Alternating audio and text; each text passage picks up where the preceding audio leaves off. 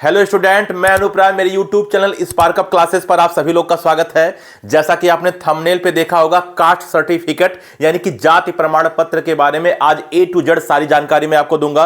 क्योंकि कल मैंने एक वीडियो बनाया था जिसमें मैंने सेंट्रल लेवल का और स्टेट लेवल का जो कास्ट सर्टिफिकेट होता है उस पर मैंने वीडियो बनाया था, आपको बगल में दिख रहा होगा।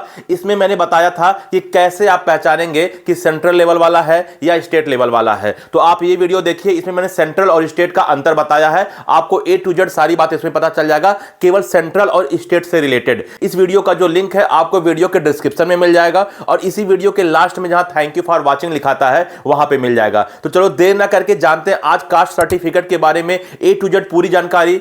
यानी कि आपका जो कास्ट सर्टिफिकेट होता है, यानी कि जो आपका कैटेगरी सर्टिफिकेट होता है, जिसे हम जाति प्रमाण पत्र कहते हैं, वो क्या होता है, वो कितने प्रकार का होता है, ये कहां से बनता है, बनवाने की पूरी प्रोसेस क्या है, खर्चा कितना लगता है, कितने दिन में बन के आपका आ जाएगा। तो एक एक बात पूरी जानेंगे। उसके बाद भी कहीं कोई डाउट रह जाता है तो आप कमेंट कीजिएगा, उस पर वीडियो बन जाएगा। स्टूडेंट, एक बात और बताओ कि बहुत सारे स्टूडेंट ये कह रहे थे कि सर पीडब्ल्यूडी सर्टिफिकेट पर एक वीडियो बना दीजिए। तो अगर आपको पीडब्ल्यूडी सर्टिफिकेट पर वीडियो चाहिए तो कमेंट कर देना, केवल लिखना पीडब्ल्यूडी सर्टिफिकेट या केवल पीडब्ल्यूडी लिख देना, मैं इस पर वीडियो बना दूंगा। तो चलो स्टार्ट करते हैं आज का वीडियो और जानते हैं कि कैटेगरी सर्टिफिकेट क्या होता है।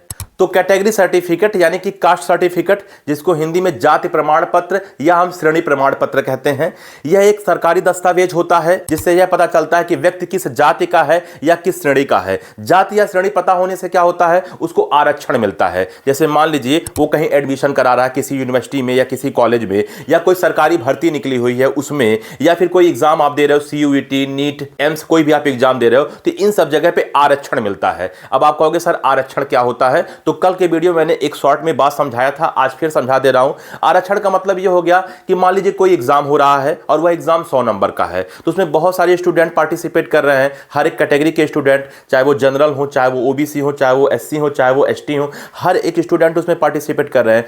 अब मान लीजिए 100 नंबर में जनरल वाला जो स्टूडेंट है वो 95 नंबर पाया, ओबीसी वाला स्टूडेंट 90 नंबर पाया, एससी वाला 80 नंबर पाया और एसटी वाला 75 नंबर पाया। तो एससी और एसटी के सिलेक्शन होने का चांस ज्यादा है किसकी अपेक्षा में, जनरल और ओबीसी की अपेक्षा में। ये आरक्षण है, ठीक है ना। तो इसी हिसाब से अगर आप आरक्षण को अगर विस्तार से जानना चाहते हो कि आरक्षण क्या है, तो उस पर भी आप कमेंट कर देना। आरक्षण के बारे में ए टू जेड सारी बात बता दूंगा। वैसे मैंने शॉर्ट में आपको समझा दिया कि आरक्षण से क्या होता है। तो कैटेगरी सर्टिफिकेट बनवाने से जो भी स्टूडेंट जिस प्रकार की जाति के हैं उनको आरक्षण मिलता है, किसी एग्जाम को देने में, किसी सरकारी नौकरी को पाने में, किसी यूनिवर्सिटी के एडमिशन में या स्कॉलरशिप के फॉर्म में भी लगता है, ठीक है ना। तो ये आपके लिए फायदा है, किसी किसी के लिए फायदेमंद है और किसी किसी के लिए फायदेमंद नहीं है। जैसे जनरल को आरक्षण नहीं मिलता है तो उनके लिए फायदेमंद नहीं है, लेकिन वही अगर हम एससी एसटी की बात कर दे तो उनको उनकी अपेक्षा फायदा मिलेगा क्योंकि उनको आरक्षण मिलता है। तो ये बात हो गया। अब स्टूडेंट बात करेंगे कि सर श्रेणी कितने प्रकार का होगा, क्योंकि मैंने पहले ही बताया कि कैटेगरी सर्टिफिकेट बना रहे हो यानी कि जाति प्रमाण पत्र बनवा रहे हो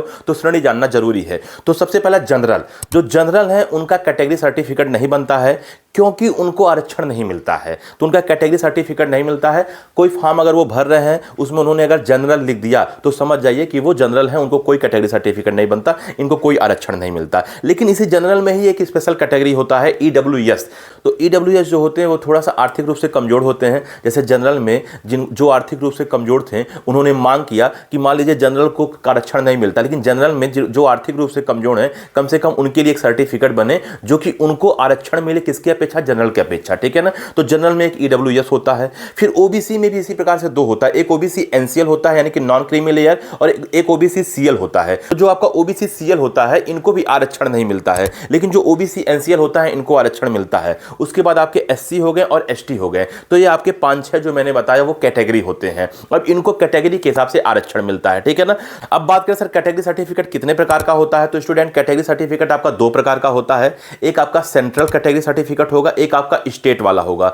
सेंट्रल वाला क्या होगा, जो सेंट्रल वाला होता है वो केंद्र सरकार द्वारा पारित किया जाता है और जितने भी वो सेंट्रल से रिलेटेड एग्जाम वगैरह हैं या स्कॉलरशिप है या यूनिवर्सिटी है उसमें एडमिशन के लिए यूज पड़ता है। जैसे नेशनल लेवल का एग्जाम क्या यानी कि सेंट्रल लेवल का एग्जाम क्या, आपका सीयूबीटी हो गया जो कि पूरे इंडिया के स्टूडेंट देते हैं, आपका नीट का एग्जाम हो गया जो कि पूरे इंडिया के स्टूडेंट्स देते हैं, आपका एम्स पार का एग्जाम हो गया, आपका जेई का एग्जाम हो गया। तो ये सब आपका सेंट्रल लेवल का एग्जाम है यानी कि आपके नेशनल लेवल का एग्जाम है। तो इस जगह जब कैटेगरी सर्टिफिकेट की डिमांड होती है तो सेंट्रल लेवल वाला लगता है, यानी कि केंद्र वाला लगता है, ठीक है ना। और वहीं अगर स्टेट लेवल का कोई एग्जाम है, जैसे आपका उत्तर प्रदेश में नर्सिंग के लिए सीनेट हो गया, या उत्तर प्रदेश में पैरामेडिकल के लिए सीपेट हो गया, बिहार में एक एग्जाम होता है बीसीईसीई, तो इन सब में क्या होता है, आपका स्टेट लेवल वाला कैटेगरी सर्टिफिकेट लगता है। मैंने इस वीडियो में पूरी की पूरी जानकारी दी है और अंतर भी बताया है। कैसे जानेंगे सेंट्रल वाला कौन सा है, कैसे जानेंगे सर स्टेट वाला कौन सा है। जो सेंट्रल वाला होगा उसके नीचे लिखा रहेगा under the government of India, उसमें लिखा रहेगा, और जो आपका स्टेट वाला रहेगा उसमें ये बात नहीं लिखा रहेगा।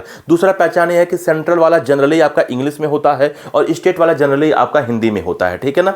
नीट के एग्जाम में अगर आप काउंसलिंग करा रहे हो तो दो प्रकार का काउंसलिंग होता है, आपको पता है। ऑल इंडिया कोटा काउंसलिंग भी होता है और स्टेट कोटा काउंसलिंग भी होता है। तो ऑल इंडिया कोटा काउंसलिंग में आपका सेंट्रल वाला लगेगा, यानी कि केंद्र वाला लगेगा, और वहीं अगर आप स्टेट काउंसलिंग करा रहे हो उत्तर प्रदेश का, बिहार का या राजस्थान का, तो आपका स्टेट वाला लगेगा, ठीक है ना। तो आपका कैटेगरी सर्टिफिकेट यानी कि कास्ट सर्टिफिकेट दो प्रकार का होता है, सेंट्रल वाला और स्टेट वाला। आगे बढ़ते हैं स्टूडेंट, कैसे बनेगा और कौन बनाएगा।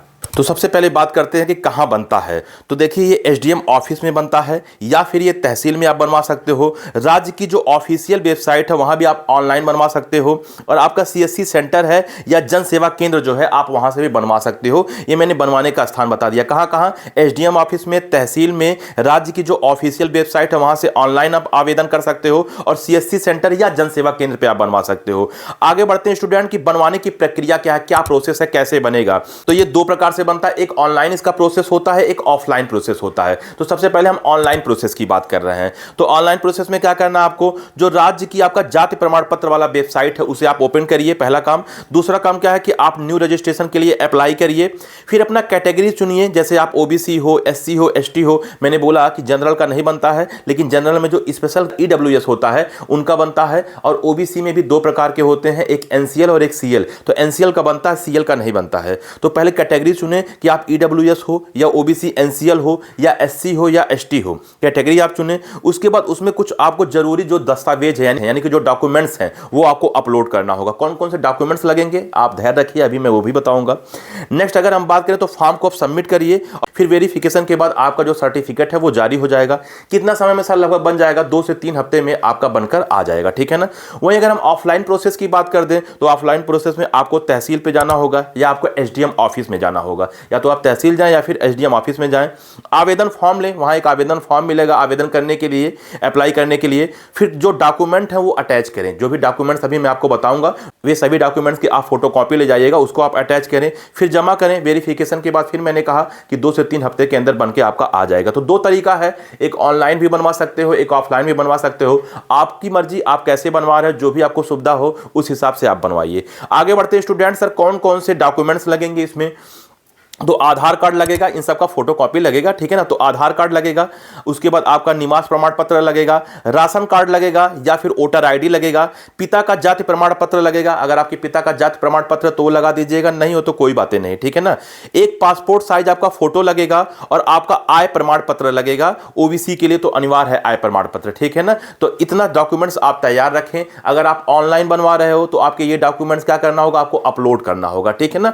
और अगर आप मान लीजिए ऑफलाइन बनवा रहे हो तो ये सभी डॉक्यूमेंट्स का आपको फोटो कॉपी करवाना है और अटैच करके आपको उसमें देना है। किसमें अटैच करके, जो आप फॉर्म लेंगे वहां पे, ठीक। स्टूडेंट बात करते हैं सर खर्चा कितना लगेगा।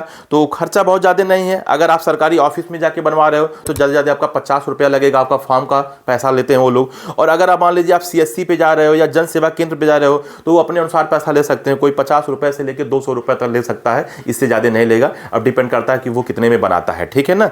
तो स्टूडेंट इतनी सारी बात हो गया। अब बहुत सारे स्टूडेंट कहते हैं कि सर इसकी वैलिडिटी कितनी दिन की होती है। तो स्टूडेंट मैं आपको बता दूं, चाहे आप एससी हो, चाहे आप एसटी हो, चाहे आप ओबीसी, एनसीएल हो, चाहे आप ईडब्ल्यूएस हो, किसी भी कैटेगरी के आप स्टूडेंट हो, अगर आप अपना कास्ट सर्टिफिकेट बनवा लेते हो तो ये लाइफ टाइम के लिए बन जाता है। लेकिन अब बात क्या होता है कि एग्जाम वाइज अलग अलग नियम होते हैं। जैसे क्या, मान लीजिए नीट का एग्जाम है, तो नीट के एग्जाम में ओबीसी, एनसीएल वालों का और ईडब्ल्यूएस वालों का केवल 1 साल की ही वैलिडिटी मांगता है वो, यानी कि 1 अप्रैल 2026, मान लो आप 2026 में एग्जाम दे रहे हो और काउंसलिंग में इसकी आवश्यकता पड़ रहा है, तो 1 अप्रैल 2026 के बाद का होना चाहिए और 1 साल तक की वैलिडिटी रहती है, ठीक है ना, किसमें, नीट में।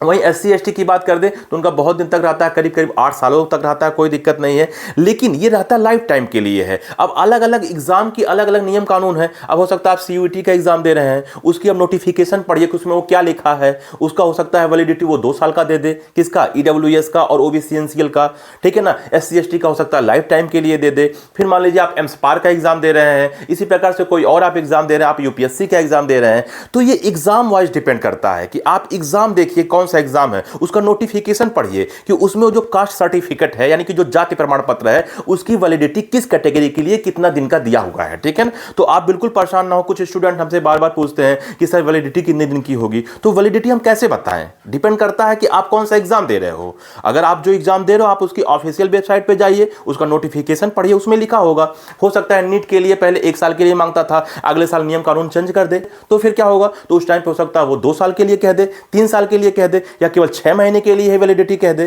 तो उसमें हम कुछ नहीं कर सकते हैं, वो डिपेंड करता है कि एग्जाम कौन सा है। आपको ये बात समझ में आ गया होगा। ये बहुत सारा कॉमन प्रश्न होता है बहुत सारे स्टूडेंट्स का कि सर वैलिडिटी कितने दिन की होती है। तो वैलिडिटी तो वास्तव में लाइफ टाइम की होती है, लेकिन डिपेंड करता है कि जो आप एग्जाम दे रहे हो उसका नियम कानून क्या है, ठीक। अच्छा, तो स्टूडेंट ये पूरी की पूरी बात रही कास्ट सर्टिफिकेट से रिलेटेड। आपने देखा होगा शुरुआत से मैंने एक एक चीज आपको बता दिया कि जाति प्रमाण पत्र क्या होता है। क्या होता है, यह जाति और श्रेणी को इंडिकेट करता है और किस लिए बनता है, आरक्षण के लिए बनता है। आरक्षण में एक छोटा सा एग्जांपल लेके आपको समझा दिया था। वैसे मैं कहा था कि अगर आरक्षण के बारे में जानना है तो आप बिल्कुल कमेंट करो, आरक्षण पर एक वीडियो में बना दूंगा, लेकिन मैं छोटा सा एक एग्जाम्पल ले लिया था।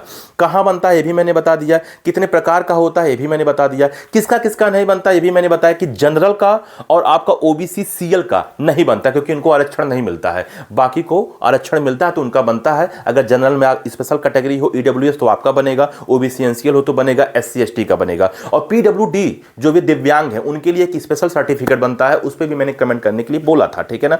कितना रुपया लगता है ये भी मैंने बताया था, कौन कौन से डॉक्यूमेंट्स उसमें अटैच करने होंगे ये भी मैंने बताया था। तो A to Z सारी बात मेरे दिमाग में जितना था उतना मैंने बता दिया। हो सकता है भाई कुछ भूल भी गया हो, तो जो अगर मुझे भूल रहा है अगर आपके वो मन में है तो आप कमेंट जरूर करिएगा। तो ठीक है स्टूडेंट, इस वीडियो में इतना ही। एक और बात कहूंगा कि अगर आप लोगों को हम लोगों से कोई हेल्प चाहिए, कॉल पर बात करना है, तो आपके पास एक रास्ता है। एक नंबर आपको दिख रहा होगा 8957391589।